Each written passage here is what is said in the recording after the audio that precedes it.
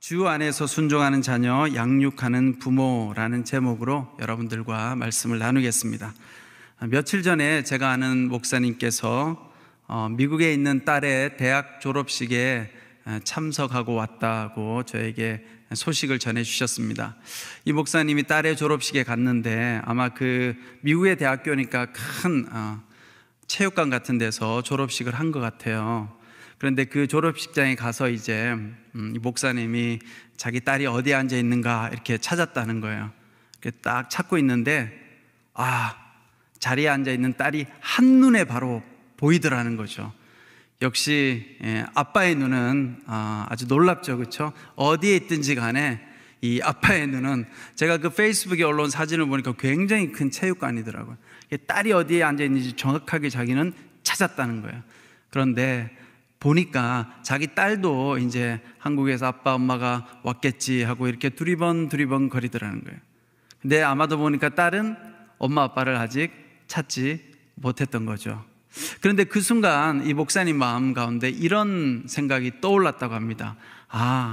하나님의 마음도 이와 비슷하겠구나. 하나님은 여러분과 저를 한눈에 알아보신다는 거예요. 여러분과 제가 어떠한 상황 가운데 있을지라도 한눈에 알아보시는데 우리는 하나님을 잘 찾지 못한다라는 거죠. 가정도 마찬가지인 것 같아요. 부모와 자녀 사이, 많은 부모님들은 자녀들을 한눈에 보는데 또 우리 자녀들도 부모님을 이렇게 알아보는 경우도 있고 또 알아차리지 못하는 경우도 있습니다.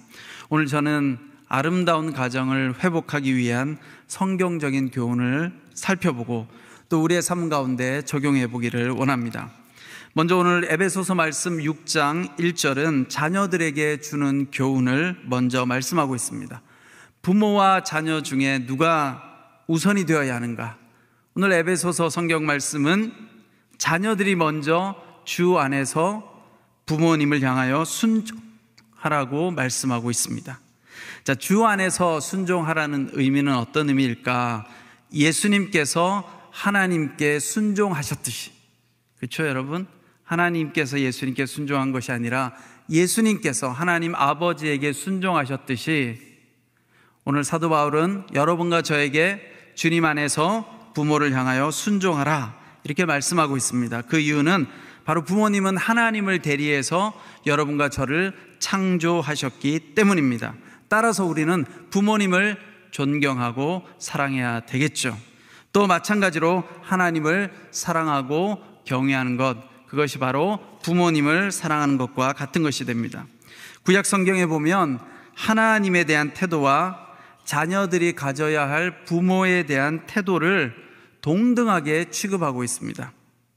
구약 성경에서 인간에게 유일한 경외의 대상, 여러분 경외라는 말 들어보셨죠?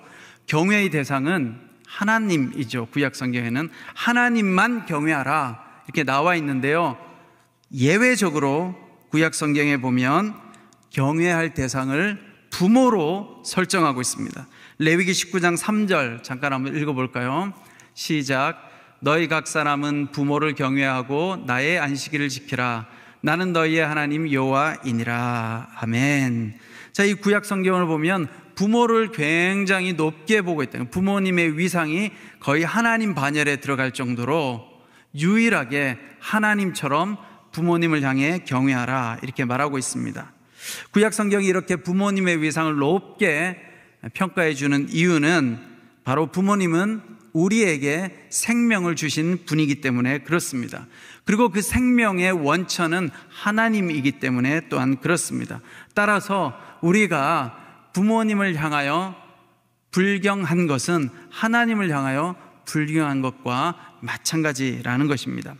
신명기 27장 15절로부터 26절을 보면 12가지 종류의 저주받을 행동이 나와 있어요. 인간이 잘못하면 12가지 종류의 저주를 받는데 그 저주받을 잘못된 행동 12가지가 무엇인가 보니까 첫 번째는 우상숭배입니다. 우상숭배.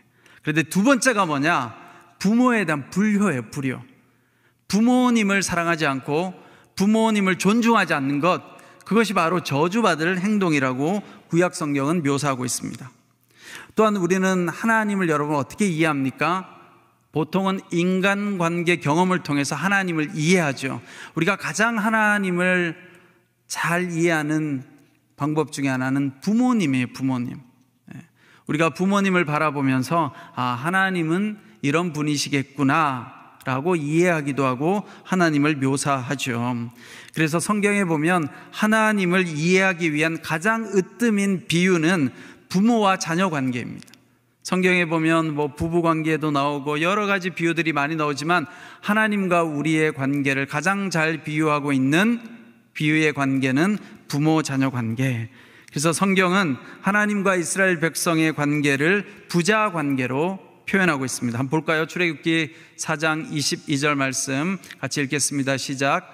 너는 바로에게 이르기를 여호와의 말씀에 이스라엘은 내 아들 내 장자라. 네. 그래서 기독교인들은 하나님을 부를 때 여러분 어떻게 부르세요? 하나님 아버지 이렇게 부르잖아요. 그렇죠? 네. 부자 관계로. 자, 우리는 여기에서 매우 중요한 영적 원리를 발견할 수 있습니다.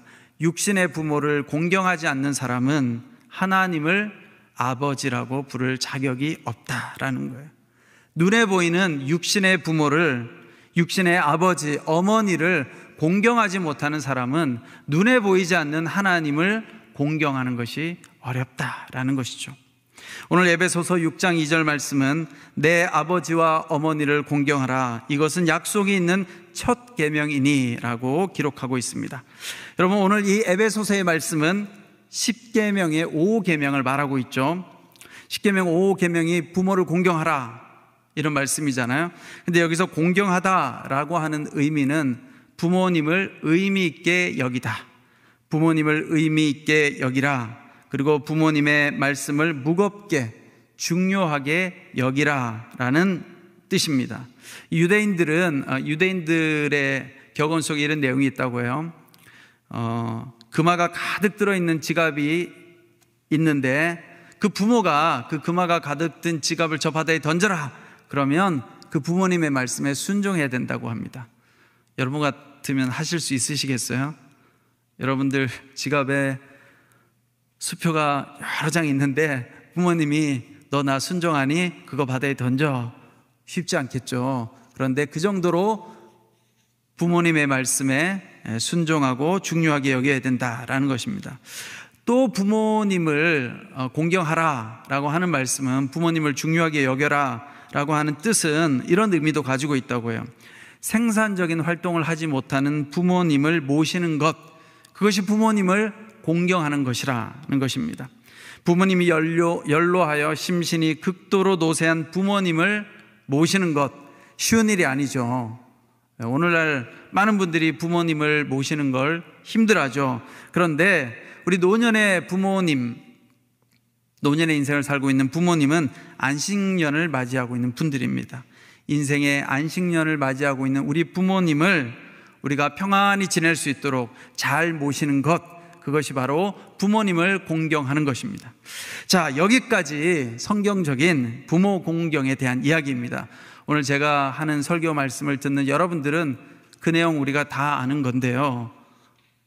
여러분 그렇게 생각하지 않습니까? 다 아시는 내용이죠.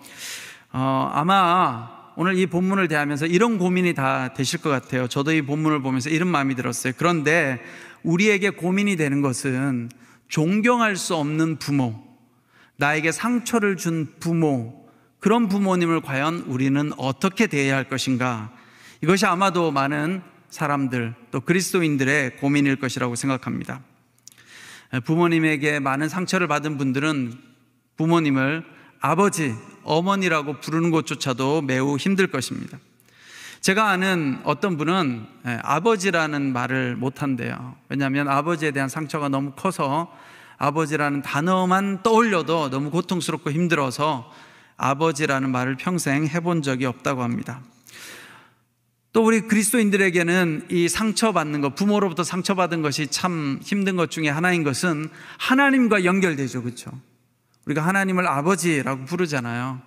아버지에게 상처가 많으면, 부모에게 상처가 많은 사람은 하나님을 떠올릴 때 그 하나님을 온전하게 내가 받아들이고 하나님을 나의 아버지로 수용하는 것이 참 힘들다라는 것입니다. 자, 그런 점에서 우리가 이 부모님으로부터 받은 상처를 잘 치유해야 되는데, 여러분, 일단 우리는 사람으로부터 받은 상처는 1차적으로 인간을 통해서 먼저 사랑을 받아야 돼요. 사람으로부터 상처를 많이 받았다면 우리가 그것을 해결하고 극복하기 위해서는 1차적으로는 사람들로부터 많은 사랑을 받아야 우리가 치유의 과정을 시작할 수가 있습니다. 이 시간 잠깐 제가 여러분들하고 나누고 싶은 내용은 부모님으로부터 받은 상처 경험을 치유하고 회복하여 다시 부모님을 공경할 수 있는 방안을 간단하게 제가 여러분들과 나누고자 합니다. 첫 번째는, 부모님으로부터 상처받은 많은 사람들의 마음 가운데는 불신과 두려움이 있습니다. 그렇겠죠. 가장 중요한 대상이었던 부모님에게 상처를 받으면 우리는 세상을 살아가면서 기본적으로 사람에 대한 두려움, 불안, 불신이 있습니다. 이것을 해결하기 위해서 첫 번째 우리에게 중요한 것은 성경 말씀을 통해서 하나님의 사랑을 받아들이는 것입니다. 여러분, 하나님께서 우리에게 하나님의 사랑을 어떻게 보여주셨습니까? 예수 그리스도를 통해서 부모님의 사랑을, 하나님의 사랑을 우리에게 나타내 주셨죠. 그런데 예수님의 사랑, 십자가에서 여러분과 저를 향하여 사랑한다라고, 어느 정도로 사랑하느냐, 내 생명을 걸고 사랑한다고 보여주신 그 예수님의 사랑이 말씀에만 기록된 것으로 끝나지 않고 성령의 역사를 통하여 오늘 우리의 삶 가운데 찾아오신다라는 것입니다. 하나님은 예수 그리스도를 보내주셨는데 그 예수님의 사랑을, 2000년 전 예수님의 십자가 사랑을 오늘 여러분과 제가 경험할 수 있도록 도와주시는데, 성령님을 통해서 어떻게 예수님의 사랑을 경험하게 해주시는가? 바로 기독교 신앙 공동체를 통해서 우리에게 예수님의 사랑을 보여주신다라는 것입니다. 어떻게 치유받을 수 있는가? 여러분, 신앙 공동체를 통해서, 그 공동체 안에서 하나님께서 여러 사람들을 통해서 우리를 치유하고 위로하고 회복시키기 시작하십니다. 어떤 사람은 그냥 기도하면 되겠지라고 생각할 수 있어요. 물론 기도하면 하나님께서 우리의 마음을 위로하고 치유해 주시겠죠. 그런데 여러분, 하나님은 우리와 속성이 다른 분이기 때문에, 존재론적으로 차원이 다르기 때문에 우리가 하나님을 경험하는 것은 쉽지 않아요. 그래서 하나님께서 인간의 몸을 입고 오신 거예요. 인간의 몸을 입고 오신 분이 바로 예수 그리스도시고, 그 예수님은 2000년 전 사건으로 끝난 것이 아니라 다시 교회라고 하는 기독교 신앙 공동체를 통해서 다시 우리에게 다가오시는데, 예수 그리스도의 대리자인 주님의 제자들, 주님의 사람들을 통해서 예수님의 사랑을 우리에게 주십니다. 그 경험을 우리는 어떻게 할 수 있는가? 여러분, 신앙 공동체 가운데 속하면 신앙 공동체에 순장님도 계시고 집사님도 있고 권사님도 있고 장로님도 있고, 그분들이 어떤 경험을 시켜주세요? 우리에게 사랑을 부어주죠. 우리는 그 사랑을 통해서 새로운 인간 경험을 하게 됩니다. 이것을 교정 경험이라 그래요. 내가 처음에 경험했던 부모님과의 관계에서, 혹은 나에게 가장 중요했던 대상으로부터 우리가 상처받아서 기본적으로 사람에 대한 불신과 두려움이 있다면, 하나님은 하나님의 사람들을 통해서 우리에게 하나님의 사랑을 보내주신다는 거예요. 이것이 바로 교정의 경험이에요. 기독교 신앙 공동체를 통해서 하나님께서 우리에게 사랑을 주십니다. 예를 들면, 제가 20대 초반에 저희 아버지가 돌아가셨어요.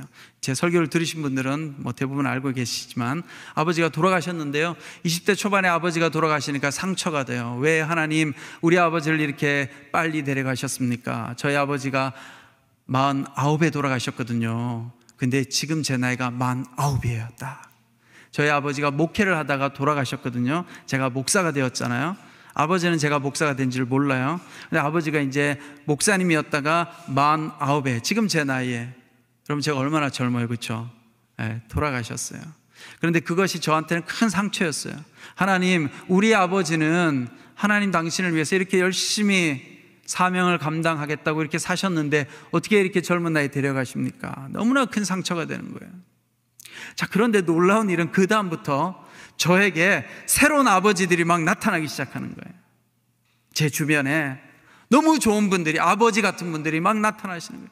제게 좋은 선배 목사님, 또 대학원을 갔더니 제 지도 교수님이 저한테 정말 아버지처럼 대해주는 거예요. 그냥 그 교수님이 저한테 그냥 조교 자리를 그냥 졸업할 때까지 계속 주는 거예요. 너는 붙박이다. 하나님의 사랑을, 아버지한테 받지 못했던 사랑을 교수님이 저한테 막 부어주는 거예요. 우리 아버지가 저한테 주셔야 될 그 남아있는 사랑을 저희 선배 목사님이 저를 너무 사랑해주고 격려해주고 이뻐해주는 거예요. 또 제가 같이 공부하는 가운데 저를 좋아해주고 지원해주고 지지하고 격려해주는 분이 막 주변에 생겨나기 시작해요. 그래서 저는요, 제가 좀 잘난 척하는 것 같은데 제가 박사과정 공부 끝날 때까지 제가 등록금이 모자란 적이 없었어요. 주변에 와서 도와주는 분들이 물 붓듯이 그냥 사랑을 주고 물질적인 지원도 해주고, 제가 느꼈어요. 아, 이건 하나님께서 나한테 주시는 사랑이구나. 내 육신의 아버지는 지금 하나님 품으로 갔지만 하나님께서 나에게 이렇게 좋은 믿음의 공동체에 많은 분들을 통해서 아버지의 사랑을 주시는구나.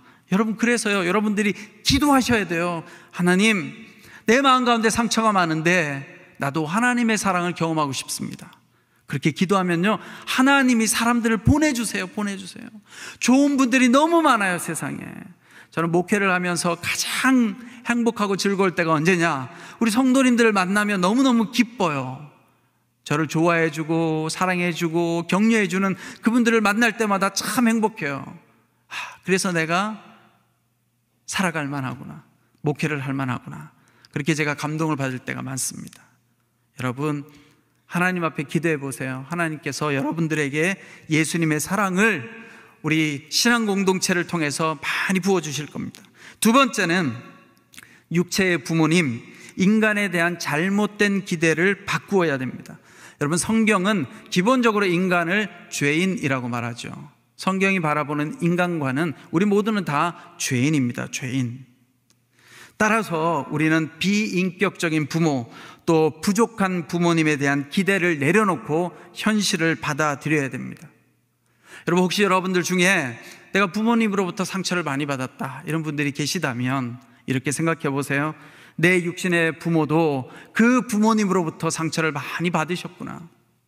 내 육신의 부모도 부모님으로부터 상처를 많이 받았는데 해결되지 못한 그 상처를 안고 어느새 또 부모가 되어서 나에게 아버지가 되고 어머니가 되셨구나.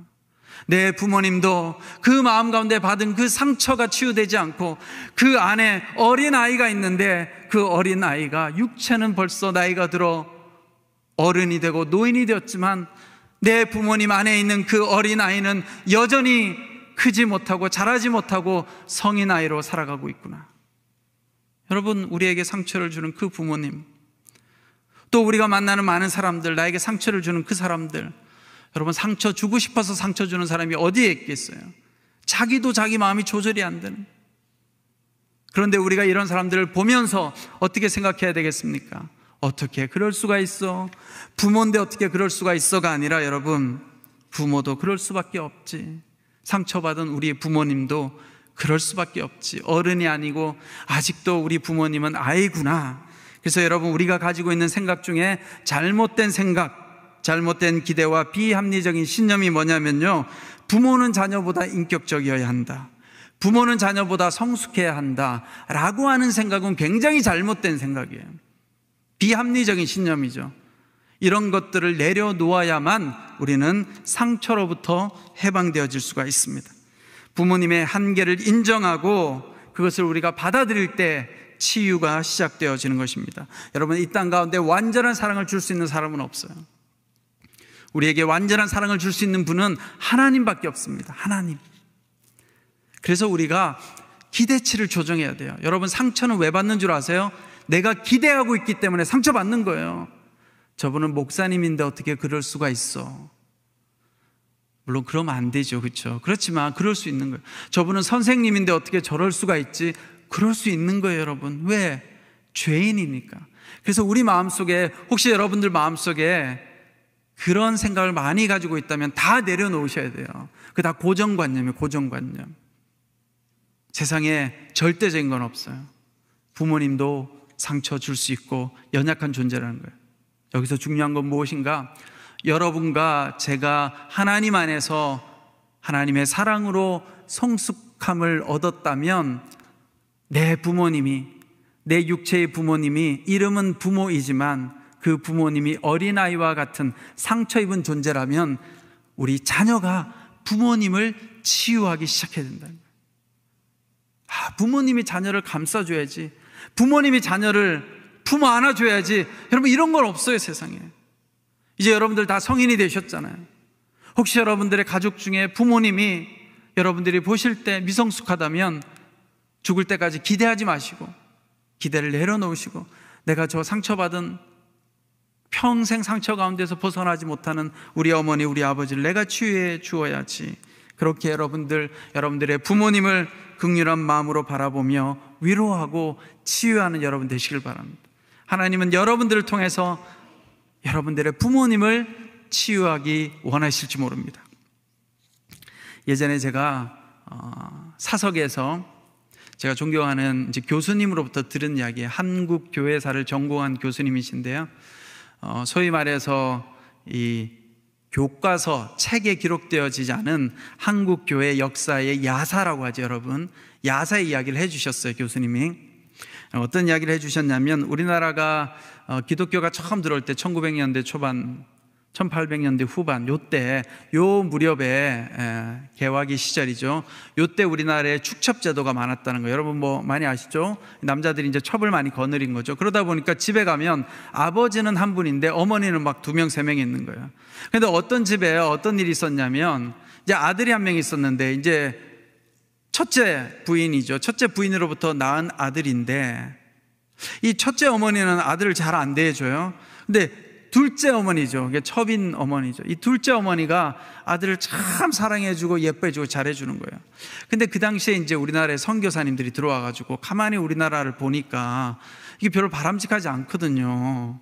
바람직하지 않죠, 그렇죠? 이렇게 축첩제도라는 게. 그래서 선교사님이 이제 그렇게 첩을 거느리고 사는 분들한테 이제 권면을 해가지고 그 첩 되시는 분들이 다 돌아가게 하세요, 집으로. 자, 그런데 그때 어떤 일이 일어났느냐, 이 둘째 어머니로부터 사랑받은 이 아들이 어떻게 했느냐, 첫째 어머니가 아니라 둘째 어머니를 따라갔다는 거예요.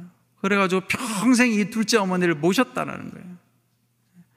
그런 이야기가 야사로 있었다고 합니다. 제가 그 이야기를 들으면서 어떤 마음이 들었냐면, 이런 마음이 들었어요. 여러분, 내가 내 가족으로부터 비록 상처받을지라도 하나님은 이 땅 가운데 수많은 새로운 가족을 주신다는 거예요. 내가 아버지에게 상처받았다면 하나님은요, 우리에게 새로운 아버지를 주세요. 새로운 어머니를 주시고, 새로운 형제를 주시고, 새로운 동생을 주십니다. 내 육신의 혈육에 내 가족은 연약하고 상처 가운데 있을지 모르겠지만, 여러분들이 하나님의 사랑을 구하고 기도하면 하나님은 예수님의 몸된 공동체를 통해서 새로운 아버지도 보내주시고 어머니도 보내주시고 형제도 보내주신다라는 것입니다. 그것이 바로 하나님의 사랑입니다. 그래서 여러분, 교회 공동체가 너무너무 중요한 거예요. 교회 공동체는 예수 그리스도의 몸이요, 또한 새로운 우리의 가족 되는 것입니다. 여러분, 여기 앉아있는 분들이 다 뭐예요? 누구세요? 가족인 거예요. 새로운 가족. 사랑하는 성도 여러분, 부모님을 공경하시기 바랍니다. 그러면 오늘 말씀에 이로써 내가 잘 되고 땅에서 장수하리라 라고 말씀하고 있습니다. 10계명에 보면 2계명과 5계명에 대해서만 하나님의 보상이 언급되어져 있어요. 우상 숭배하지 마라. 그래서 우상을 숭배하지 않으면 하나님께서 1000대까지 은혜를 베푸실 것이다. 그리고 오늘 5계명은 부모를 공경하면 이 땅에서 잘 되고 장수하게 될 것이다. 비록 여러분들에게 사랑을 많이 준 부모님이면 좋겠지만, 그렇지 못한 부모님일지라도 부모님이니까 그 부모님을 사랑하고 존경하고 순종하면 하나님께서, 부모님이 아닌 하나님께서 여러분들의 삶 가운데 복을 내려 주신다라는 것입니다. 미국 에머리 대학 캔들러 스쿨의 신학과 교수였던 레이니 교수님의 일화입니다. 이 레이니 교수님이 평소에 학교에 출퇴근을 하는데 이렇게 출근길에 가면서 많은 사람들에게 반갑게 인사하는 거예요. 이웃집에 있는 분들한테 인사하고 학교에 출근을 합니다. 그런데 항상 그 인사하는 분들 중에 누가 있었느냐, 한 노인이 계셨어요. 그래서 열심히 이제 인사하고 가는데 어느 날부터 노인이 보이지 않는 거예요. 그래서 이 레이니 교수님이 이상하다, 이 어르신이 왜 안 보이지 하고 걱정이 되어서 그 어르신의 집으로 찾아갔다고 합니다. 그렇게 찾아갔더니 그 노인이 이 레이니 교수님을 잠시 보더니 잠깐만 기다리라는 거예요. 걱정이 돼가지고 이제 찾아왔다고 이야기했겠죠. 그랬더니 노인분이 잠깐만 기다려보라고 그러더니 방에 들어가서 뭔가를 가지고 옵니다. 돈 봉투를 들고 옵니다. 근데 그 돈 봉투가 얼마냐면 105밀리언 달러래요. 그러니까 우리나라 돈으로 환산하면 1260억 원. 이게 1960년대가 70년대에 있었던 이야기의 실제. 그러니까 그 당시에 1260억 원을 준 거예요. 이 레이니 교수님한테 고맙다고 자기를 보살펴줘서. 놀랍죠, 여러분? 거의 로또 아닙니까, 로또? 로또보다 더 큰 액수죠. 근데 알고 봤더니 이 노인이 누구였느냐면요, 코카콜라 회장이었어요. 그래가지고 이 레이니 교수님이 아니 근데 회장님 이걸 왜 저한테 주십니까? 이렇게 이야기하니까 이렇게 이야기하더라는 거죠. 나는 이 돈을 잘 쓸 수 있는 사람을 찾아서 기쁩니다. 당신이 이 돈을 쓰세요. 그래서 이 교수님이 이 돈을 받아가지고요, 에모리 대학에 이제 기부를 합니다. 그래서 에모리 대학이 굉장히 좋은 대학이 됐죠. 지금은 우리가 에모리 대학 그러면 굉장히 유명한 대학이 됐잖아요. 에모리 대학에 신학부도 있는데 그 신학부도 굉장히 유명한 대학입니다. 나중에 이 레이니 교수님이요, 한국에 오셨어요. 주한미 대사로. 여러분들 한 70년생 정도, 60년대생은 옛날에 뉴스에서 많이 나왔어요. 주한미 대사, 레이니 대사 이렇게. 그리고 연세대학교에서도 또 학생을 가르치기도 하셨습니다. 목사님이기도 하고. 이분이 어른을 잘 공경하니까 이런 복을 받았던 거죠. 물론 이런 복 받으려고 우리가 노력하는 건 아니지만 여러분들이 이 땅을 살아가면서 이 땅에 부모님을 잘 섬기면, 어른들을 잘 섬기면요, 하나님의 복이 임합니다. 왜냐하면 우리 부모님, 어른을 섬긴다는 건 하나님을 섬기는 것과 같기 때문에 그렇습니다. 이제 마지막 오늘 말씀 4절을 보면 1절부터 3절까지는 자녀가 부모를 어떻게 공경해야 될지에 대한 이야기가 나와 있다면 4절의 말씀은 이제 반대로 부모가 자녀를 어떻게 대해야 할지 기록하고 있죠. 한 줄 말씀인데요, 같이 한번 읽어보겠습니다. 한 줄 시작. 또 아비들아, 너희 자녀를 노엽게 하지 말고 오직 주의 교훈과 훈계로 양육하라. 네, 여기 앉아 계신 분들 중에 아마 자녀분들이 있으신 분들이 많으실 거예요. 자녀를 노엽게 하지 말라라고 이야기합니다. 이게 노엽게 하지 말라, 좀 더 쉬운 번역으로 찾아보면 자녀에게 상처 주지 말라 이렇게 나와 있어요. 여러분, 세상에서 가장 큰 상처는요, 누구한테 받느냐 하면요, 가장 가까운 존재, 내가 가장 믿었던 존재, 가장 사랑했던 존재. 그런데 가장 가깝고 믿었고 사랑했던 존재가 누가 될 가능성이 높아요? 부모죠. 부모, 어머니 아니면 아버지. 요새 방송에 보면 우리 오은영 교수님 그 금쪽 상담실 뭐 이런 거 나오잖아요. 거기 보면 아이들이 다 이상하죠. 근데 애들이 이상한 게 아니에요. 부모님이 이상해요. 제가 그거 우연찮게 봤는데요, 부모님이 이상해요. 자기만 몰라요, 이상한지. 애는 처음부터 이상하지 않았어요. 부모님이 아이를 그렇게 만든 거죠. 근데 여러분, 자녀들이요, 어떨 때 상처받느냐, 왜 그 아이들이 땡깡 쓰고 막 억지 쓰고 화가 났느냐? 힘을 가진 사람이 힘이 없는 사람을 괴롭히면요, 힘이 없는 사람이요, 너무 억울하고 속상해요. 부모 자녀 관계가 이렇게 될 때가 많아요. 아이들이 크기 전까지는요, 부모님이 힘이 있어요. 아이들은 무서워요, 두려워요. 그래서 꼼짝 못해요. 하고 싶은 말도 못해요. 힘을 가진 부모님이 강압적으로 잔소리하고 공부하라고 하는 것이 얼마나 큰 스트레스가 되는지 모릅니다. 그러니까 이 아이들의 마음속에요, 어떤 마음이 쌓이겠어요? 울분, 억울함, 속상함, 나중에 분풀이하고 싶겠죠. 여러분, 잘해야 돼요, 자녀들한테. 제가 상담했던 어떤 아이도 보니까요, 저 가정은 앞으로 몇 년만 더 가면 저 아이가 부모님을 가만히 두지 않겠구나, TV에 나오겠구나, 이런 느낌이 들었어요. 그래서 그 부모님이, 진짜 아버지가 집을 나갔어요. 두려워서. 나중에 다 치유가 되기는 했지만, 여러분, 왜 부모님이 자녀에게 상처 줄까요? 상처라고 물론 생각 안 하겠죠. 다 자녀 잘 되라고 하는 거야. 내 소유물이라고 생각하니까. 나와 대등한 존재, 인격적인 존재라고 생각한다면 절대로 자녀에게 일방적으로 대하지 않겠죠, 그렇죠? 그런데 부모님이 내가 하고 싶은 걸 강요할 수 있는 이유는 내 소유물이니까, 내가 낳았으니까. 그런데 여러분, 자녀는 하나님께서 우리에게 보낸 소중한 존재일 뿐만 아니라 동력자예요, 동력자. 그냥 잠시 나를 통해서 이 땅에 왔을 뿐인 거예요. 그래서 오늘 말씀은 한 절이지만, 너무나 짧은 말씀이지만 너무나 중요한 교훈을 말씀해 주고 있습니다. 자녀들을 어떻게 키워야 되느냐? 오직 주의 교훈과 훈계로 양육하라. 주의 교훈과 훈계로 양육하라. 여러분, 주님의 교훈과 훈계가 무엇입니까? 예수 그리스도의 십자가 사랑. 십자가가 주는 의미가 무엇입니까? 무제한적인 사랑, 무조건적인 사랑, 일방적인 사랑. 여러분, 쉽지 않지만 자녀를 잘 키울 수 있는 유일한 방법은요, 예수님처럼 하면 돼요. 그냥 무조건 믿어주는 거예요. 믿음직스러워서 믿어주진 않아요. 믿어주다 보면 믿어지게 행동하는 거예요. 아이가 말을 안 들으니까 잔소리해야지, 바꿔야지 라고 야단치면요, 바뀌어지는 게 아니라 더 엇나가요. 아이가 거짓말해도 믿어주면 어느 순간 내가 거짓말하면 안 되겠구나, 이렇게 되는 거죠. 그것이 바로 예수님의 훈계.